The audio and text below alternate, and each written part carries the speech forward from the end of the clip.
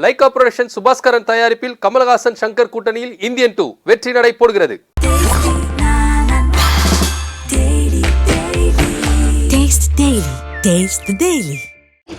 தமிழ்நாட்டின் 5 மாவட்டங்கள் தேனி, திண்டுக்கல், மதுரை, சிவகங்கை, ராமநாதபுரம் மாவட்ட விவசாயிகளின் அரணாக விளங்கிக் கொண்டிருக்கின்ற முல்லைப் பெரியார் நீண்ட நெடிய போராட்டமாக நடந்து கொண்டிருந்தது.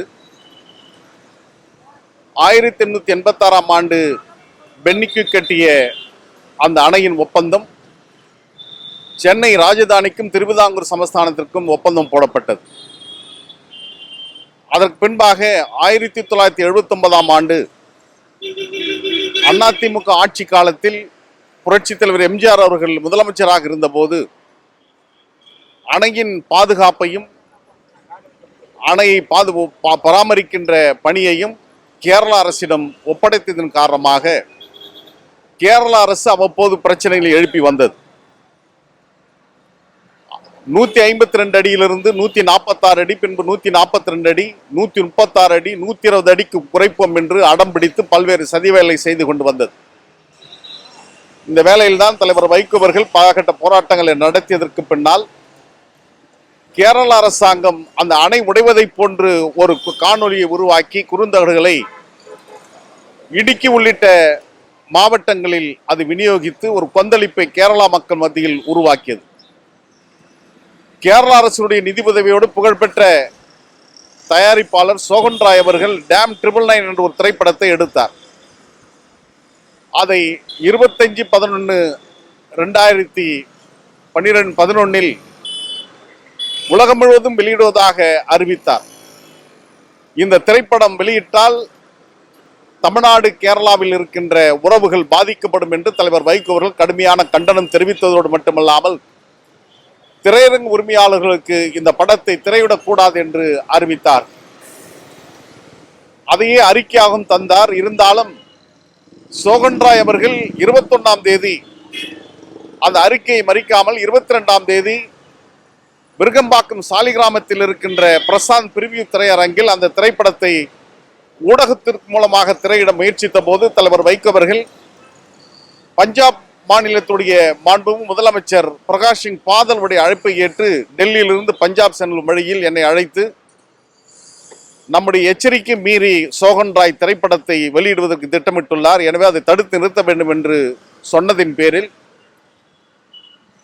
நானும் அப்போதைய மாவட்ட செயலாளர் பாலவாக்கம் சோமு, டிஆர்ஆர் செங்குட்டுவன், வேளச்சேரி மணிமாறன், வடசென்னை மனோகரன், கந்தன், பார்த்தசாரதி, மல்லிகா தயாளன், கௌசல்யா ரவி, ஆனந்தி உள்ளிட்ட 23 பேர்கள் ஒரு மிகப்பெரிய முற்றுகை போராட்டத்தை நடத்தி அந்த படச்சுருளை கொண்டு வந்து கீழே போட்டு மிகப்பெரிய ஆர்ப்பாட்டத்தை நடத்தினோம்.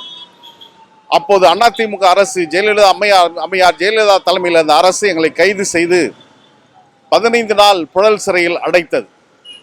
ஆனால் போராட்டத்துடைய கூர்மையை அறிந்த திமுக முத்தமிழஞ்சர் டாக்டர் கலைஞருடைய தலைமையிலான திராவிட முன்னேற்ற கழகத்தின் அறிக்கை வந்ததற்கு பின்னால் தமிழ்நாட்டின் அரசு அனைத்து அரசியல் கட்சிகளும் கடுமையான அறிக்கையை வெளியிட்டார்கள். சட்டமன்றத்தில் அம்மையார் ஜெயலலிதா அவர்கள் அந்த திரைப்படத்திற்கு தடை விதித்தார்கள். பிற்பாடு நாங்கள் விடுதலை செய்யப்பட்டோம். ஏறக்குறைய 13 ஆண்டுகள் இந்த வழக்கு நிலுவையில் இருந்தது. சமீபத்தில் வெளிநாடு செல்ல முடியாத ஒரு சூழல் உருவானது. காரணம், என்னுடைய கடவுச்சீட்டு பாஸ்போர்ட்டை புதுப்பிக்க கொடுத்த போது இந்த வழக்கும் குடியுரிமை திருத்த சட்ட வழக்குகளும் இவை அனைத்துமே அதிமுக ஆட்சியில் என் மீது போடப்பட்ட ஏறக்குறைய 36 வழக்குகள். அதை மாண்புமிகு தமிழ்நாடு முதலமைச்சர் திராவிட மாடல் ஆட்சியினுடைய தலைவராக இருக்கின்ற தளபதி அவர்களுடைய அரசு ஏறக்குறைய 5000 வழக்குகளை ரத்து செய்த போது 25 வழக்குகள் என்னுடைய வழக்குகள் ரத்து செய்யப்பட்டது.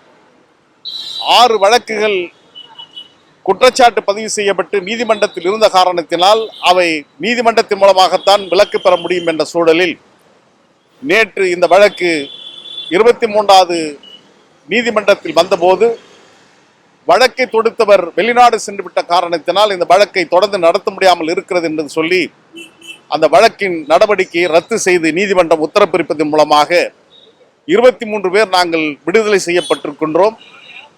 ஒரு மகிழ்ச்சியான சூழல் தான் இது. தமிழ்நாட்டின் ஜீவாத உரிமைகளுக்காக போராடியதன் விளைவாக இந்த சிறையும் 13 ஆண்டு கால வழக்கும் நிலுவையில் இருந்தது. இப்பொழுது விடுவிக்கப்பட்டிருப்பது என்பது எங்களுக்கு மகிழ்ச்சியாக இருக்கிறது. இப்பொழுது கடவுச்சீட்டு பெறுவதற்கான அந்த பிரச்சனை இல்லாமல் இருக்கும் என்று நாங்கள் கருதுகிறோம்.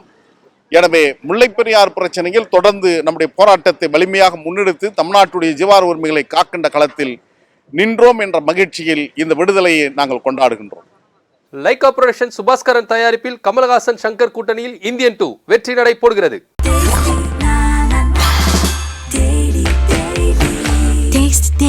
Taste the Daily.